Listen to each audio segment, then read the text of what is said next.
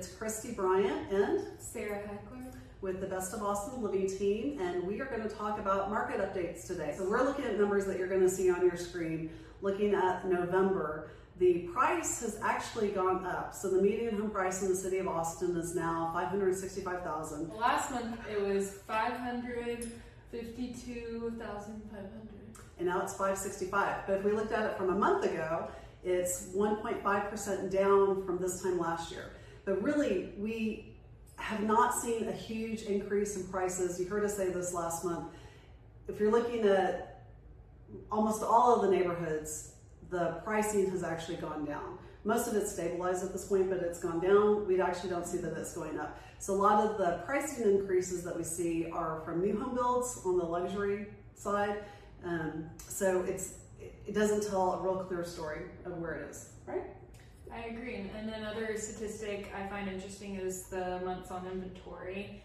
Currently in the month of November, the months of inventory was 4.9 months. So that actually points towards a seller's market, which is not at all what we're seeing on the ground here in Austin. Right, and last month it was 5.6. So really, truly, what we had our team meeting this morning, that's a big change. 0.6 or 0.7, 7 months of inventory change. It's not 7 months, it's 0.7. But that's a big change from month to month.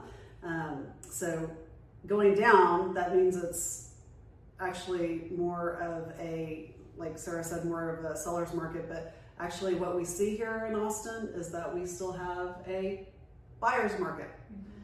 It's very much a buyer's market. If your house is priced right, if it is staged well, if there are no cosmetic things that need to be updated, it's in good condition, chances are that it will sell quickly.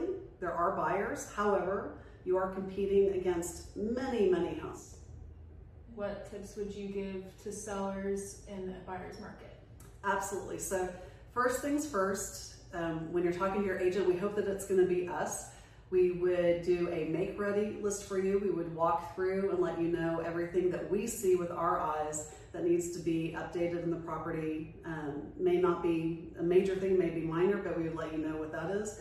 It's always good to have a pre-inspection done so you can go ahead and understand what needs to happen to the property before you list. It also gives buyers a really good feeling, that feel-good feeling when they're putting in a strong offer on a home that's already been pre-inspected. But that also means that you need to address any issues that you see on the pre-inspection. You don't want to, anytime you have an inspection done, you have to... must be disclosed. Must be disclosed. You have to share it. So if you're willing to have a pre-inspection, you also need to be willing to have the items identified and addressed. And then what else? I mean, staging really makes a huge difference. So when you're looking at homes, especially for all of us who look at homes online, you never do that, do you? No. All the time. She's looking at homes all the time. It makes a difference if you look at a home with or without staging. Just like this little plant we put right here, because it just draws your eye to the plant and gives a little more something to look at compared to just a, right? Compared to a blank wall. It makes a difference in staging. So everything all together, it's important when you're considering selling your house. What are some other things that come to your mind? Well, on staging, I also love to see, especially in the bedrooms and the master bedroom, the staging, because you want to know, especially if you want a big king-size bed, you want to know how much room you have left with that big king-size bed. So I do think that's very important in order to visualize the space. And I really like it when people put, which I think everyone is supposed to do, and I think some people might not do, but when you put the staged photo and then the non-staged photo next to it. I find that really interesting, seeing how the space can be utilized. If it's virtually staged. Yes. If it's virtually staged. Although we did have a property recently, it was an interesting case study for me, that we did virtual staging, and then we opted to remove the virtual staging, and it went under contract. So I'm not sure if that had anything to do with the staging itself, and it probably didn't. We also did a major price decrease at that point, but that was an interesting case study. I think we have to explore that a little bit more. So I guess let us know your thoughts on whether you prefer staging or don't. Or virtual staging. Yes. virtual staging or not as well. That's great. And then also, let's also look at the days on market. So right now in the Austin area, it's about 70 days on market. Last month, 72 days on market. So it's gone down ever so slightly. But what does that mean? If we're going out and we're looking at homes with clients and they want to know why has it been sitting on the market, well, it's been sitting on the market like every other home in Austin. Truly at this point, yes, homes that are priced right and staged well and are truly move-in ready will most likely sell pretty quickly. But then there are a whole bunch of homes that for whatever reason, and most likely it comes down to price, are sitting, but it doesn't mean that there's something inferior with the house or something wrong with the house. I agree, and we do recommend to a lot of our clients price reductions after a certain amount of time, days on market, and I do think that helps a lot. And like you just mentioned with the other property, we had a significant price drop and it went under contract very quickly, so it's all up to the sellers and their motivations.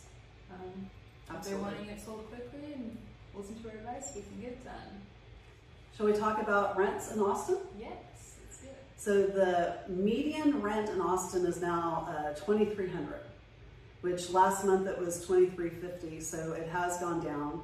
And the months of inventory, I believe the last month was over 3 months of inventory, and now it's less. It's 2.7. So actually, this is opposite. Last month it was 2.7, and now it is in the 3 months. So the rental market in Austin is getting stronger for renters, right? Yes. What are your thoughts on people relocating from out of state and wanting to rent to get to know the areas before buying? How much of that do you think is happening? Absolutely. So we have clients, we have several groups of clients who are opting to rent before they purchase. That's always a great idea. At the same time, it is a really good time to be a buyer in Austin. It is a really, really good time to be a buyer in Austin. It's a better time than it's been in many, many years. So yes, it is great to come and live in a place and get a really good feel for it. You also have agents like us who are happy and willing, and it's a part of our job to introduce you to the different neighborhoods, get that warm, feel-good feeling about where is it that you want to be, so you have the confidence to purchase before you rent a property. But everybody's different, want to do things different ways. Either method is great, and it's a really good time to be a buyer in Austin. Mm-hmm. We're always happy to give out resources as well, for anything you might be curious about, neighborhoods, school districts. So on that note, we are very closely tracking all the different changes happening with the AISD school boundaries. So we'll be sharing more about that. If you're interested in that, tune back in for a future video. We'll be talking more about that. See you next time.